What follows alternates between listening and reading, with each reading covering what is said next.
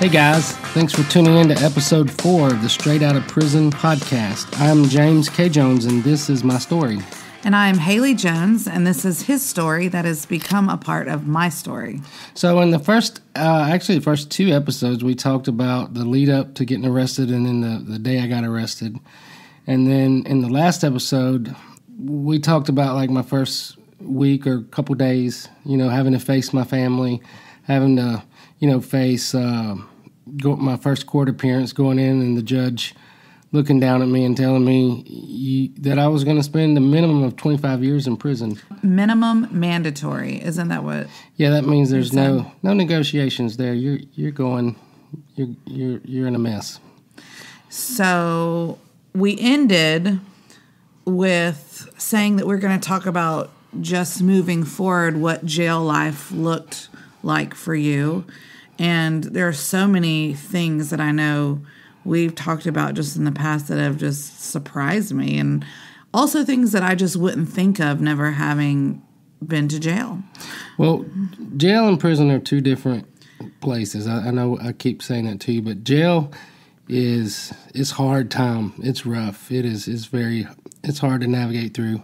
When you go to prison, we'll get to that when we get there. Prison is like a subculture. It's a whole world, things going on. I mean, you have a little city inside of prison walls and bars. But jail is something not that. It's hard time. You locked up, and you just need to sit and think about it. So it's hard time, but you did mention previously that you and your cousin really were able to establish relationships with the people in the jail, meaning the people working, and had good rapport. And the sheriff, I spent 6 months in the Jefferson County Jail in Florida, and it was a small town. It was everybody knew everybody. The deputy that we shot at, the jailers, or we call them jailers, or correctional officers, whatever you want to call them.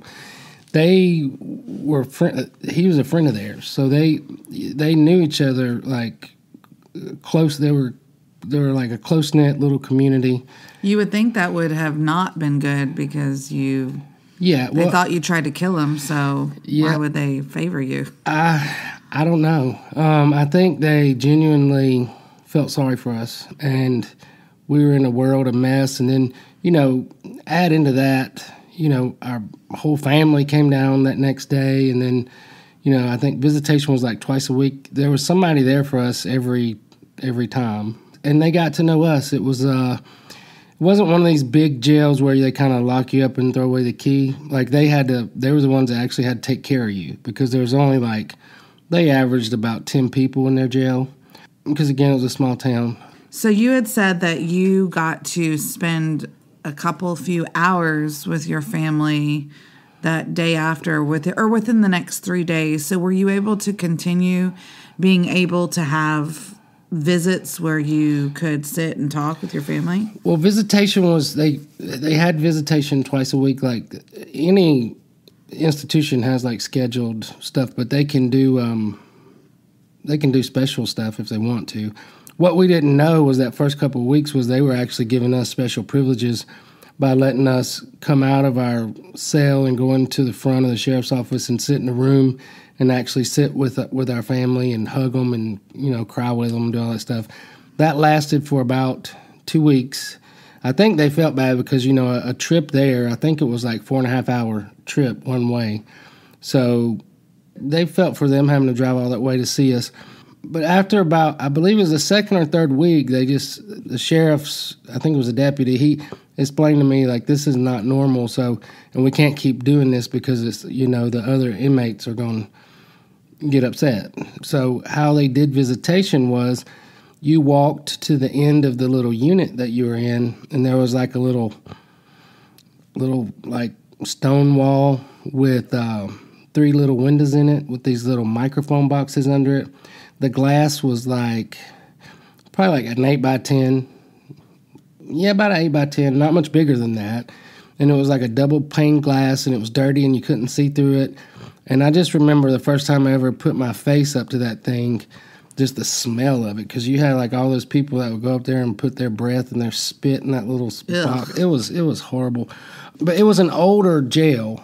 You know, when I got to Bay County, it was the same, but you had like a life-size glass in front of you and you talked through a phone. It wasn't quite as bad. But that one there, it was just like, you know, and then my mama crying through that glass. I was just like, is it worth it even to drive down here? I mean, is this even worth doing? But they never missed a visit, neither one of them. In retrospect, are you glad they came? Do you think it made a difference for you in your emotional, mental state that they came? I mean, it helped. I felt supported and loved, but at the same time, you know how I am. I feel guilty, like if I'm making somebody work or I'm making somebody do something. I'm a 1 on the Enneagram. Like, I want to do the right thing. And I just felt like I was adding all this extra burden to them on top of the burden of just being locked up, and it just bothered me. I didn't like it. But I mean, I like seeing them, don't get me wrong. But I think one of the most painful visits I ever had was, it was 2 or 3 months in, and my mom was there. And I don't know why I told her this, but it was what I was experiencing at the time. I was hungry. I was starving because that place, they didn't feed you good. Like you had like eggs and something for breakfast, and then you usually had like a bologna sandwich for lunch. And then for dinner, like at least 4 nights a week, they fed you egg salad sandwiches. And, you know, so you love egg salad, and sometimes you make that and you try to get me, I can't eat, to this day, I cannot eat egg salad because it sounds like a silly complaint, but it was just like, it was very, it's hard to be hungry, especially for something, you know, I'm a chef. It's hard for me to be hungry. But I was looking through the thing, and I told her that I was hungry. And she was just like, what do you mean? And then I was like, well, no, not really. We're going to have chili for dinner. We'll be fine. You know, I tried to play it off, but I just remember seeing what that did to her because I was hungry, and I was her child, and she couldn't do anything about it. Why did I tell her that? But it was because we were talking, and I was hungry. I was starving. And then later on, like when I got to the Bay County jail, they had like commissary and store and stuff like that. But in that first one that I was at, they didn't. Sometimes they would go to the store for you if you had money on your books. But that was like once a month, like a treat kind of deal. Those were very few and far between. And like they can't bring you food. Right. Even there, they didn't, none of that. Okay, so you had egg salad, we know that. Chili, I don't know if you were lying to her about having chili. What other kind of foods did you have? And did they just bring you 3 square meals a day or? Well, they fed you three times a day. Breakfast was like at early in the morning. And I always get bothered with people, you know, people from Alabama always say Alabama's redneck. I'm like, you need to go to North Florida and find out, because there was a lot of rednecks there. So they had a thing. You mean in jail or in general? I don't know. I was never out, but I mean, there was a lot of them in the jail. They were more redneck than anybody I knew. But they had a thing called trustees there. They didn't have serious like crimes, and so they lived in the trustee cell, which they left open all the time. And they were the ones that really walked around and like brought you stuff and, you know, stuff like that. So there was a trustee, at least the first 3 or 4 months I was there. Every morning he would come by with juice, and he would take a cup and rattle it on the bars, and it would be like, prrr, prrr, prrr. And he said the same thing every morning over and over. Y'all boys want some of this juice? Y'all boys want some of this juice? And if you didn't get up and get your juice when he walked by, there was no juice. So everything. So what time was that in the morning? Like 6 maybe. Okay. And then they did lunch around like 10:45, 11. I remember lunch was when Price is Right was on. So where did the food come from? Did they cook it? Was there a kitchen in the jail? Or? Yeah, they had a little kitchen. And they had a lady that would come in and cook, but she only came in like 3 days a week. And then the days that she didn't come in, the trustees had to cook, and those were usually egg salad. Okay. So it was, that's where the egg salad originated. There was a lot of egg salad in Monticello, Florida. Well, speaking of food and then what happens to food, the bathroom situation in jail, what did that look like? All right. So, most people should never have to answer this question. But when you get locked up, you not only lose your freedom, you lose your privacy. So in each one of the little cells, there were 3 toilets with a sink on the back of it, and they're like these nightmarish silver commodes with no seat on them. And I didn't have a problem turning around and taking a leak in one of those, but or using the restroom. Yeah, but no, I mean, I'll be urinating. I don't have a problem urinating. You can say using the restroom. I think that's but the other restroom that you use when you have to sit down and take a poop, that I never got over that. Wait, so it's 2 different bathrooms for that? No, but so I'm a man. Thank you for clarifying. we don't have to sit down to pee. Like you can kind of privacy yourself when you have to pee. Mm-hmm. But there's no getting around when you have to poop. Like you have to sit down and you have to do it. So this is what happens. There are 8 other people in the cell that are watching you do that. And then the officers, when they walk by, if you're doing that, they see you doing that. The trustees. So the toilet is inside of the cell. There's no privacy. Okay. You have no privacy. Wow. Zero privacy. And, I tried to come up with a solution. Like maybe I could hang like a blanket up and use the bathroom. But that was against the law. They'll let you know. You can't do that. What happened to me was I think it was the first 6 days that I was there. I just didn't use the bathroom. And then finally I had to. But I never got over that. I mean, never got over that. And, I'm still funny about that. Like, I don't like you to come in our bathroom when I'm using the bathroom. Well, naturally. I feel like that's a very normal thing to not want people. Well, it's that. It's using the bathroom. And then it's also taking a shower. Yeah, so what was the shower situation? And was it a room or was it inside of the your cell? Yeah. Oh, you take the shower inside the cell too. Everything's right there. You don't go anywhere. Wow. You're in like 400 square feet, unless you have to go to court, or unless they did yard time, which they did maybe once or twice a week, where they'd let you go out with the other inmates and they'd watch you with their guns. Mm-hmm. But you lose everything. You lose your privacy. You lose your. That's just like dignity. You used the word before, dignity, and I think good. That is something I just can't even imagine. So, was there a difference between the Jefferson County, which is where you started, and the other jail that you went to later that you mentioned, or was it about the same? Oh no, the first jail that I was in was a small county jail, but when I got transferred to the Bay County jail, it was a private jail. So that means. I guess you don't know what that means, but there are jails and prisons ran by the state and counties and cities. And then there are a number of, at least in Florida and in Tennessee and Georgia, I don't think we have any of those in Alabama, but Lord knows we need them. It's called Correctional Corporation of America, and they actually come in and they run the jails, they staff, they do everything. So the one in Bay County was a private jail. It was a CCA, but it was also mammoth in size. It was 6 stories. I mean, Bay County. Bay County's a pretty big county, and it's Panama City, and then all the other cities that are in that county. So there was you get those tourist towns like that. There's a lot more crime, I guess. Mm-hmm. And almost nobody in the Bay County jail was from Bay County. They were generally from somewhere else. Like there was a joke in there: you come on vacation, leave on probation. What does that mean? Because you're there on because Bay County was where Panama City was? Yeah, so there was a lot of people that got jammed up. And usually it was something drug-related. I was in there with the guy. He was in there for murder because somebody dosed his wife at a bar, and she woke up in his bed, and he went to confront him, and he was bigger than him, and he looked to grab something, and there was a hammer there, and he hit him on the head with it and killed him. You run into all those different, characters. I remember when we were in the Jefferson County Jail, there was a guy in there that he was crazy. I was scared of him. He was crazy. He was a big, huge guy.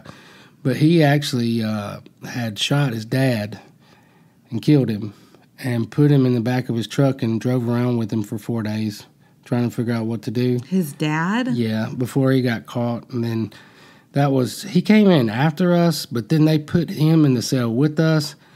And I can't remember his name, but I just remember thinking, I don't want to sleep. I don't want to sleep. If he'll kill his daddy, what will he do to me? So you were scared. I was very scared of him. Eventually, he had a few outbursts, and they had to put him in solitary, like by himself, because he was not safe. But it was easier to be in jail in Bay County because it was like they called them pods. So there was like 12 cells. You had a big day room. You had 7 or 8 tables, 4 or 5 payphones, a couple TVs, a big bathroom, like military style where you had to take a shower with other people. But it was different because there was like stuff going on. You'd have like 30, 40 people in there with you. And, there was always like a card game or Monopoly or, something happening with that. But then, and it wasn't like bars. It was like you were behind a steel door, and then there was all these rooms inside of your pod, and like your room, the door would just close. They left it open most of the day, but they would close it at night, or if there was any kind of problem where they had to do a lockdown. When I started off, I was in a cell by myself, which was better than being in a cell with somebody else because that was always rough. But it was because of my crimes. When I got to the Bay County jail, I had been, charged with attempted murder of a law enforcement officer, battery on a law enforcement officer. Then I had a armed robbery charge and a kidnapping charge and a Fed charge. So I was on the top floor with, the worst of the worst. You couldn't go no further than the unit that I was in. But it was because of my charges. Those were considered violent crimes. So that was in the beginning? Mm-hmm. Yeah. Well, I'm curious, was there any milestones that you hit while you were in jail? Like what, I don't know, I'm thinking maybe birthdays or holidays. I had a lot of those. The first one. Let's talk about the first one and how that felt to be. I think the first thing that really just, on top of being locked up that really bothered me was right after, it was the first month or two, I don't know if you remember this, the blizzard of 1993. I was only 13. And where was that? All over the South. It was here, it was there, it was everywhere. It would have been in your area. I don't remember details. No, this was a blizzard where it, like the snow just like wiped out everything. It wasn't like we got some snow. It was kind of similar to the snowpocalypse we had in 2014. Yeah. I know it covered Alabama and North Florida because we got it down there. But I just remember, where I grew up in Phoenix City, Alabama, we never got snow. Like I can count on one hand the times we had snow.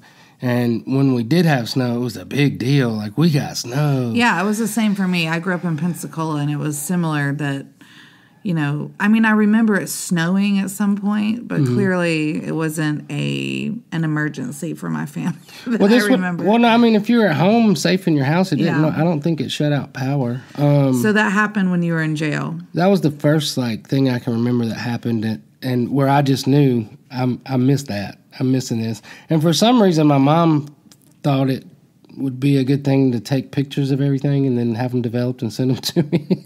Back in the day when you developed pictures.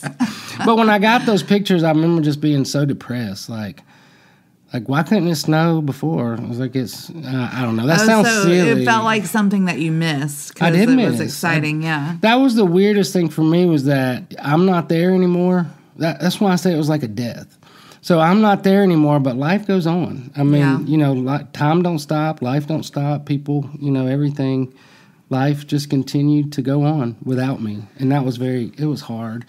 It was weird so many things happened in that year that I had been looking forward to for so long. Like what? My 21st birthday. Oh, that's big. And then the same year that I turned 21, my mom would turn 40. Oh, wow. Only like a month and a half apart. So she had always had these big plans for my 21st birthday, and then I had these big plans for her 40th birthday. Well, my 21st birthday, I turned 21 on July 3rd, 1993, so I'd have been like 6 months in, maybe 5. Anyways, January to July. And I remember just waking up devastated by that, and then it was a visiting day. My mom came, and she brought me a cookie cake. And they let me have a contact visit because it was my birthday that day. I remember that. But they told her he can't have the cake. Oh, that is so horrible. And she was so...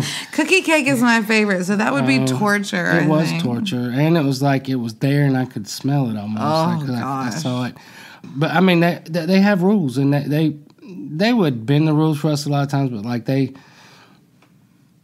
was more for you can't let me have a cookie cake if you're going to let everybody else have a cookie cake. Right. Like, that's just, that stuff like that would cause a riot.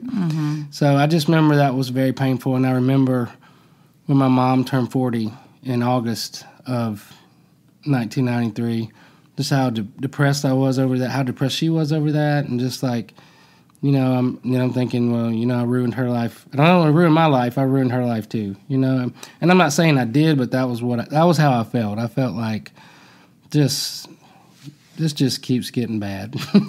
It's so hard to imagine because I just turned 40 in May. And, well, first of all, to have a child that's 21 right now. Yeah. And I know a lot of people my age do, but much less for one to be in jail. That would be hard. Yeah. I think. As a mom, I don't even want to think like that about my kids. Did you ever talk to her about what she did for her birthday or... Yeah, I talked to my mom. What you missed, I talked to my mom every day. Okay. We talked on the phone every day. And I saw her twice a week. And then when I moved to Bay County, they would only let you have one visit a week. And so I'd see her once a week. So she drove, how far did she drive once a week? It was 4.5 hours to Monticello from where they lived. And it was a little less, I think, when I was in Panama City. I think it was just like 3 hours. Wow, so every week she drove that? Every week. Her sisters would tag along with her, my Aunt Patsy and my cousins, and and then like when my granny would come to see me, she lived in Atlanta, and it was like a 10-hour drive, I think. She did that quite a bit. Real quick, speaking of visiting, I know you said when all this went down a couple episodes ago that you did have a girlfriend. So did that continue? Obviously, it's not still happening currently. No. But, I mean, how did that all work out? Well, I mean, I had a girl that I was dating. She was a little bit younger than I was. And she was in love with me. She was one. And of course. No, but I mean, here, I'm just being honest. I was a criminal. I didn't care about nobody. I didn't want, I was just using her for sex before I got arrested. But then it's so funny, after I was arrested, then all of a sudden I want to be in love and get married and, right. and start writing these romantic letters. And I think that lasted about a year. She would come with my mom to see me. She wrote me a letter almost every day. I wrote her a letter. She was young, and she was in love with James K. Jones. And I just had like an awakening. I got mad about something I heard or something somebody told me. About her? About her. Okay. When you're in those kind of unhealthy relationships, somebody's controlling the other person. You know what I'm saying? Mm-hmm. And how you going to control somebody when you're in jail? But I remember it was about a year. It was before I went to prison. Just like having a moment where I realized you need to let that girl go and live her life. Like, what are you doing? Like, you didn't even really like her. And now all of a sudden you're in love and you want to talk about getting married and all this nonsense. And I just told her I'm sorry for what I did to you. Don't mean to string you along, but I don't see how I'm going to prison. I don't see how this could work out long term. What was her name? Jamie. Sweet girl. No, there's a redemptive side to that. I made connection with her when I got out of prison. She's married and got 2 kids, and I asked her to forgive me for everything. I asked her mom. Well, her mom freaked out when I got out when I called her house. Like, oh, she's married. She's happily married now. Listen to her. I don't think you need to contact her. And I was like, yes, ma'am, whatever. I just wanted to, I was going to be in town. I didn't want a relationship by that time. Yeah. I absolutely did not want a relationship with her, but I wanted like some closure, some forgiveness. And I think we're Facebook friends now. I mean, I see. I didn't even know that. I'm learning something new every day. Well, babe, this is 27 years ago. I mean, this is old news. No, this is why I think it's so fun doing this, telling this story like on this platform, because I have just discovered that, like, as we talk, like, I guess because you're thinking about it and putting yourself back there, that new details come out that you didn't even think about. Well, this has been different. I've been asked to come tell my story. I've been interviewed, all stuff, and it's always like bits and pieces. Right. I have never sat down and just tried to go through chronologically. Is that the word? Like, yes. What we're doing right now. Mm-hmm. So it's weird, the stuff that it stirs up in you. It really is. Yeah. So tell me about, did you spend any, because I know I can't remember if you said 6 months or whatever, but did you spend any holidays when you were in that first jail? Yes. Besides your birthday. So it was the blizzard, and it was my first birthday. And it's funny, after the first year, everything got easier. Like, you learn how to deal. I'm not there. I love y'all. I'll make Christmas cards and send everybody cards. But that first year, it was devastating because, there was the blizzard, then there was my birthday, then there was 4th of July right after that. That was a big family holiday for us. My mom's birthday, her 4th birthday, then Thanksgiving came. Thanksgiving was rough. Thankfully, though, I was in Panama City, the Bay County jail by then, and they fed you better there. Like, it was... Did you get a Thanksgiving meal, per se? Yeah, I mean, they did the turkey and dressing and, the, green bean casserole and pumpkin pie. That's nice. I didn't eat pumpkin pie. That was a little bit better. And were you able to have visitors on that day, or did they come visit? No. Well, there's visitation, but then, like, you can't expect the officers to be the ones to stay there and navigate that. So on holidays... that didn't count. So, no, I didn't have any visits on Thanksgiving. And then I think the thing I remember the most about that was Bay County Jail was freezing. They had air in the summer, which made it a little bit better. But in the winter, it was like they left the air on or something. So there's not really any heat. And I was on the top floor, and it was freezing. And I had to get my mom to send me, like, long johns and extra socks and... like thermal shirts, so you dressed in like 4 layers just to stay warm. And I mean, I learned how to make a little fire in my cell. Oh, wow. And with what? With toilet paper. Like, you made a toilet paper thing, and I'd have to show you. I couldn't really say it. I mean, jailhouse ingenuity. Mm-hmm. But that Thanksgiving was freezing, and that was what I remember the most. But then Christmas was another story. Christmas was different for me. Christmas was, that first Christmas was, it was rough, it was brutal. And you'd have to, I guess, for me, you'd have to go back to, like, what our Christmases look like. Because my Christmas was always, I spent Christmas Eve with my dad's side of the family. And that was everybody's Christmas on that side of the family. It was because my grandmother was respectful of, like, her kids that were married that had in-laws, and then, like, they want to do their own thing at home. So all my life, Christmas Eve that was what we did. You went to Granny's on Christmas Eve. Everybody came. Nobody ever missed. And, that was the time you wouldn't see them all through the year, especially me after we moved to Alabama, because I didn't see people that much. And it was just always a magical time. It was Christmas Eve, and, that was in the days before we didn't draw names. Everybody got everybody a gift, and Granny would be in the kitchen for 3 days. The big, she was always the Southern Belle. She was going to hook us up with the food, and it was the highlight of my year. It was the scene from the movies, from the Christmas movies. Maybe, basically. yeah. But then, no, that was just Christmas Eve. Then I would always go home on Christmas Eve, spend the night, wake up with my mom or whoever she was married to. And then we would go to my Meemaw's house, and that would be that side of the family. We would have Christmas on Christmas Day with them, and there would be none of that first year. I was dreading it, and then when I called my granny early on Christmas Eve, and realized, nothing changed with her. Everybody was there except you. The only difference was I wasn't there.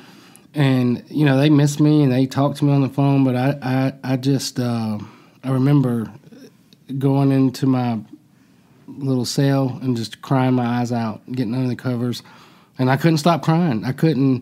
It wasn't like I was feeling sorry for myself. It was a bit, I guess I was feeling sorry for myself, but I couldn't get over it. Like, I couldn't stop crying. Like, I couldn't, like the other guys were out there, playing spades or watching TV or, on the phone. I didn't even make any more calls after that. I couldn't stand it. I couldn't stand it. It was, I was very glad when it was over with.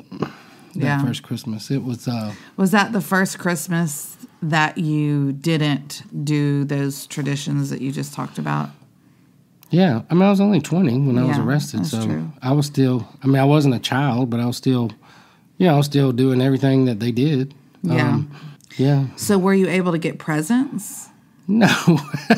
I don't know if your family could bring you presents. No, none of that. They could send you a money order, and you could order some moon pies and coffee on the store. So, wow. So no and then presents. There are when you're in there. Like there are like prison ministries or jail ministries that are connected to that, where they'll bring you around in a little bag. But everybody gets the same little bag. It's like, what's in a bag?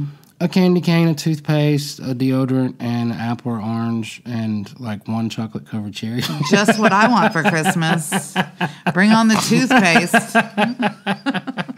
No, but hopefully we'll be talking about this at some point. Like once I got to prison, like hygiene is a commodity, like especially for somebody like me. Well, let's just say that James's hygiene situation is a lot better than mine. I don't feel like I'm dirty, but he says, I don't know, you're just very aware of it. And I have been told that I will appreciate that the older we get. Well, no, we just have my philosophy is if the sun goes up and then the sun goes down again and you haven't washed out every crevice and, did all your things, then you're not right. See, and I feel like, really, that the sun could go up and come down or whatever a couple of times before that needs to happen. Hygiene is just important, and I don't think I ever realized how important it was until I was in a place where I didn't have the opportunity to get the things that you take for granted. Like you take for granted, like there's toothpaste in the bathroom that works, deodorant that works, stuff like that.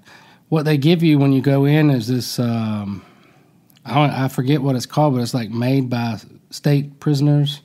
And it's toothpaste and it tastes minty, but when you brush your teeth with it, it doesn't, you can still taste your mouth. Does that make sense? Like it's just gross. And then they give. I don't think I've ever experienced that, to be honest with you. You probably wouldn't because you've never had to. Mm-hmm. But that was what they gave you. But you could like order it on the store, and then like once I got to prison, you could get a package a couple of times a year where they could put like good toothpaste or good deodorant. Like the deodorant they gave you was like this little ball of whiteness. It was like ball of whiteness. It was like white death. It was like a little roller, like you rolled it on you. Mm-hmm. And then the razors. Oh my gosh, the razors. They were like I can't even explain it. There was like just one blade, and it's like you would basically know that if you're going to shave, you're going to cut your face up while you're shaving. Because there was no getting around it. And in jail, you didn't have to shave, but once you got to prison, you had to be like military all the time. Really? Oh yeah. If you didn't shave or have a certain haircut or your clothes like they're supposed to be, yeah. Well, we'll get into that later with prison. But the hygiene to me, and I think that's why it's so important to me now, is because they say that's how people turn into fundamentalists, is because they get something taken away from them. That makes sense. Like the Jewish people, before they were carried off captive into Babylon, they were just kind of like, yeah, we got this law stuff we got from Moses, we'll do it sometime, not. They came back from captivity, that's when they became hardcore Jews. And I guess I became a hygiene fundamentalist because, I'm all about my good hygiene. Hygiene fundamentalist. So speaking of hygiene, and we've talked about a lot of the things that went on inside and what that looked like. Did you ever get to go outside? They did a thing called rec. Like, when I was in Jefferson County, Florida, they would take you out in the yard, and they had, I know there were like picnic tables out there, and they always had weights everywhere, but I never really was that into that. I would try to get into the working out thing, but I never really, that wasn't my thing. It just felt good to get some fresh air. When I got to Bay County, their rec that they did was actually on the roof, and the walls were like 25 feet high, and then there was no like clear path to the sun. There was like this mesh covering, and I didn't like it. I only went up there like once. You didn't have to go to rec. It was like optional. They would say they were doing it.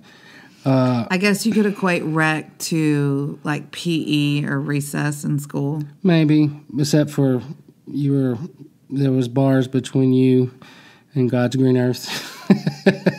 Or so a mesh you could cover, see the sky or 25. Yes, on the sun. I actually, my complexion is dark. I have darker skin, but if I don't get sun, I turn like this sickly, pasty white.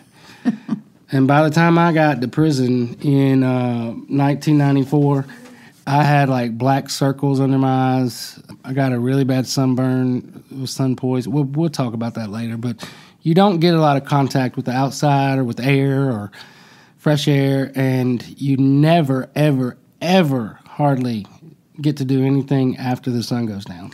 So, for example, when you went out to rec, how long were you out there? How many minutes or an hour? It averaged about an hour. And what did you do? You just sit outside, or did you have to work, or do you work? I mean, I don't know. I've seen prisoners picking up trash and No, that's prison. This is okay. Jail. You're just stuck. You're just in there. Okay.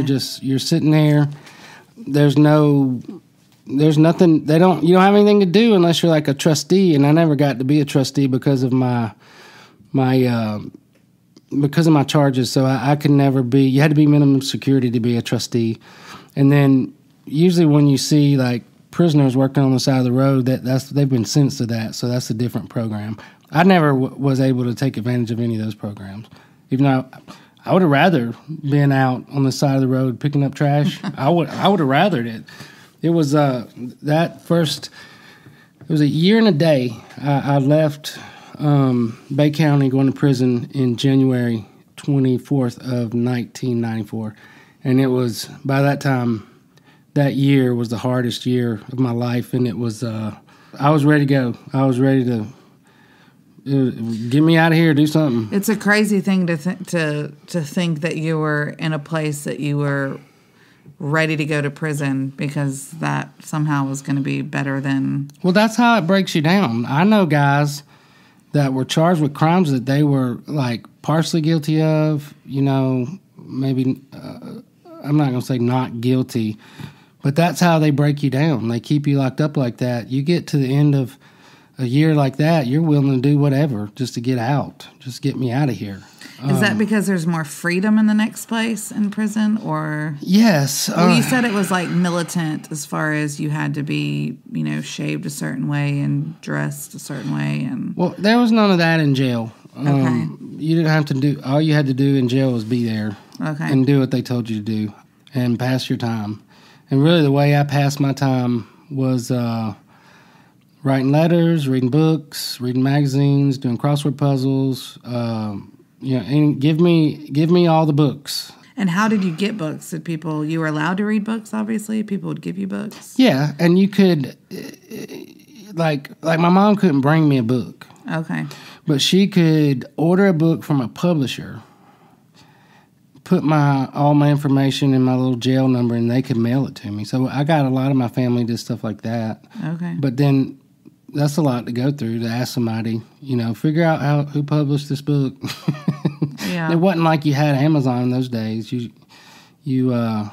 But that was the only way you could get books. Were there any books like circulating through the jail that, maybe you finished and then you gave to your, yes, as I call them, roommate, but your... Yes, but they were old.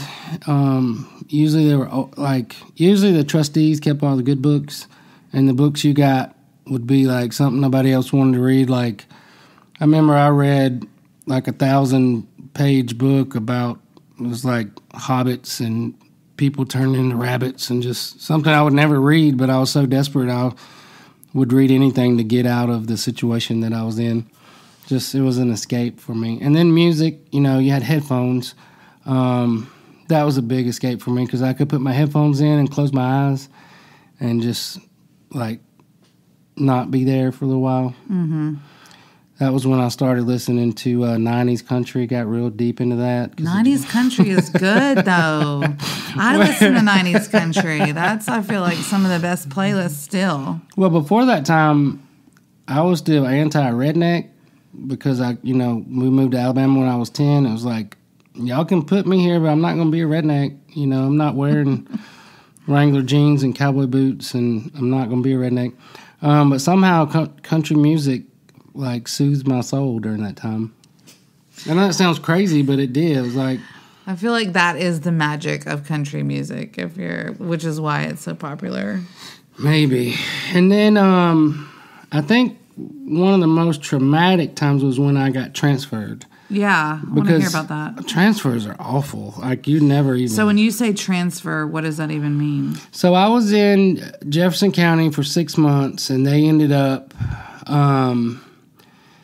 they came back. There was a lot of negotiations with the lawyers and the district attorney. They finally came back because the officer that we shot at told them that I did not know what was going to happen.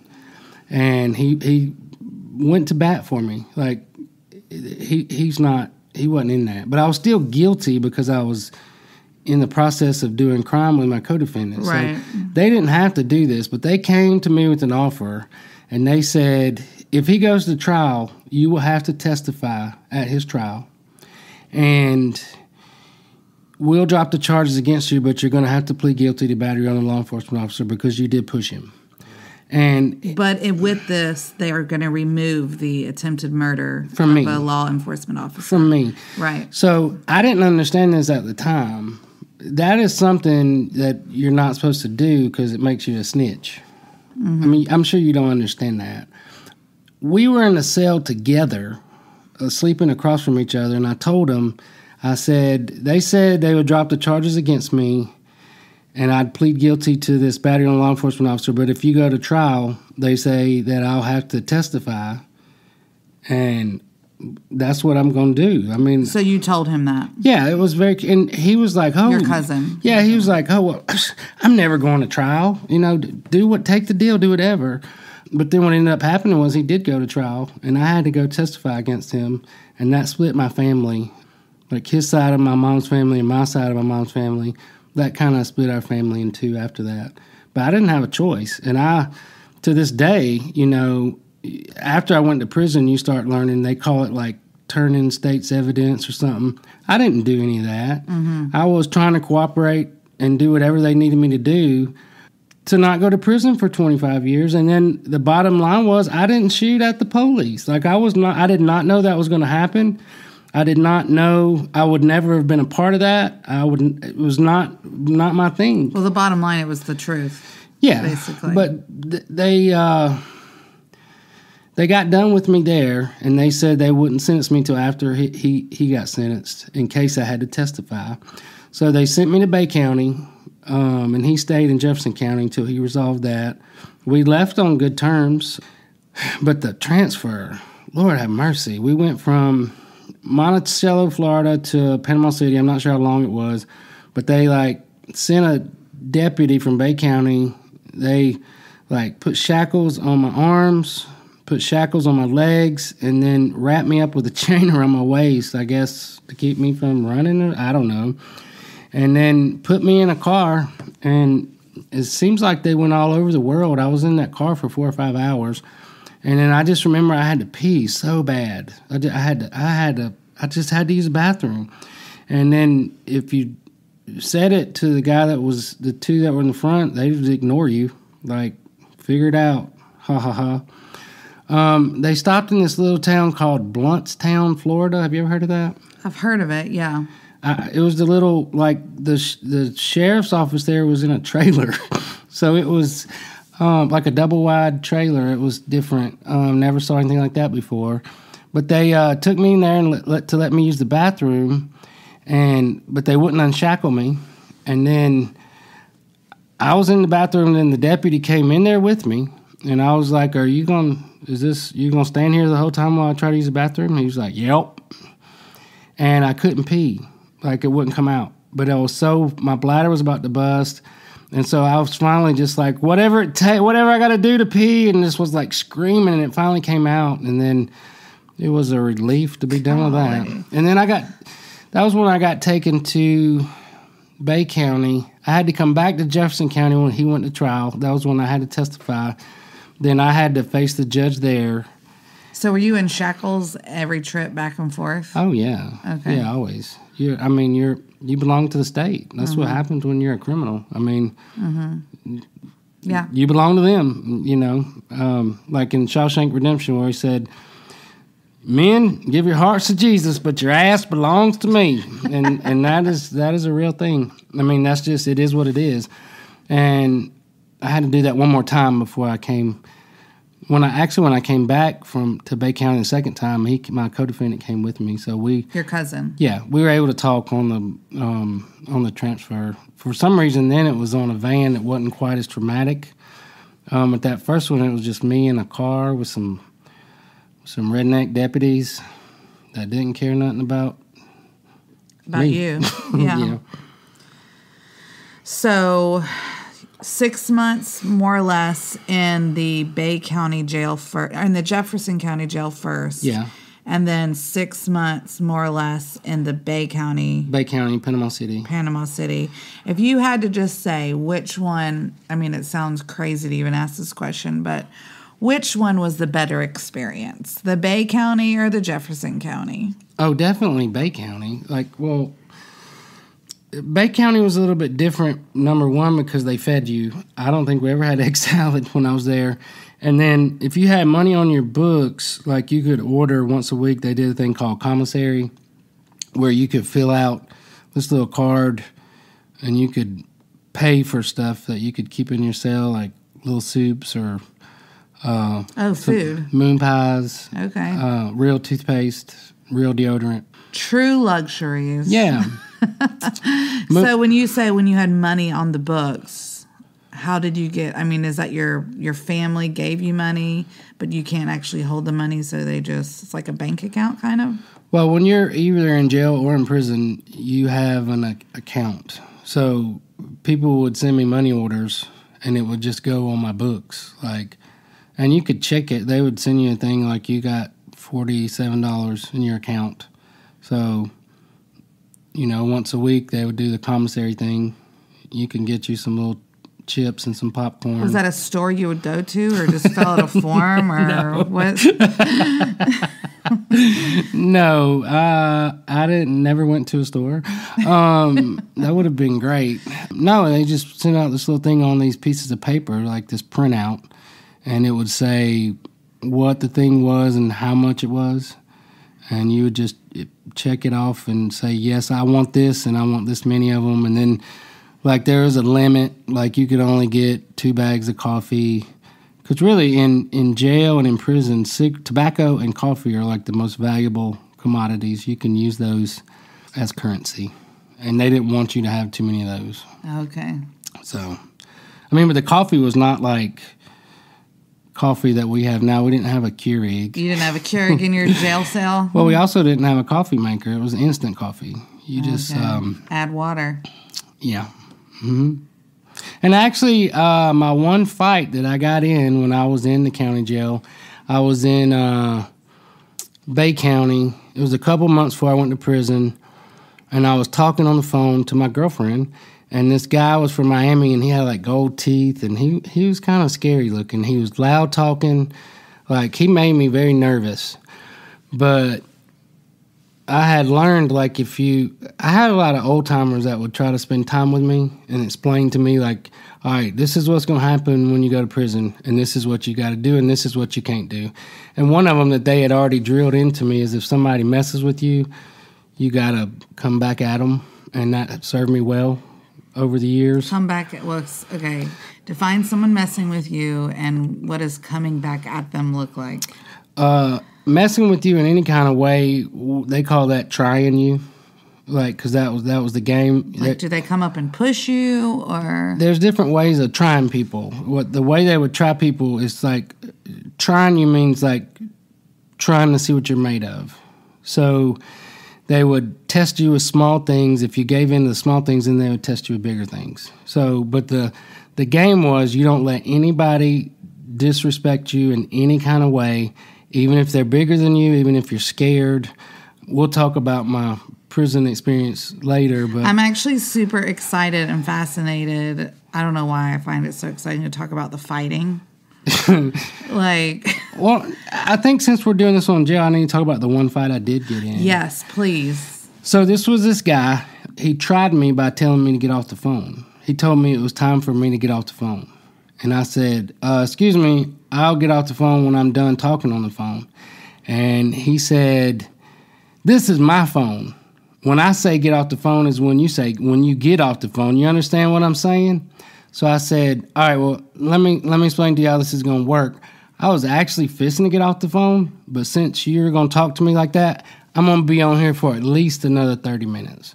And this happened in front of everybody. So he was disrespecting me, but then I disrespected him because I gave him the pushback. So I was worried about what was going to happen, but I was like, I got to do what I got to do, because if this is going to be my life, I got to learn how to survive. And honestly, I didn't know how to fight. And at that time, I only weighed like 170 pounds. I was a little bitty fella, 5'7", 150, 170, not many pounds. Like there was nothing menacing about me. There was nothing. I had always used my mind to have leverage. Never would I try to use my physical like presence or person, because I didn't have anything to give. So what happened? He started circling me, and I was watching. What does that mean, circling you? Like walking around. Like a shark? Pacing. Yeah, pretty much, yes, like a shark.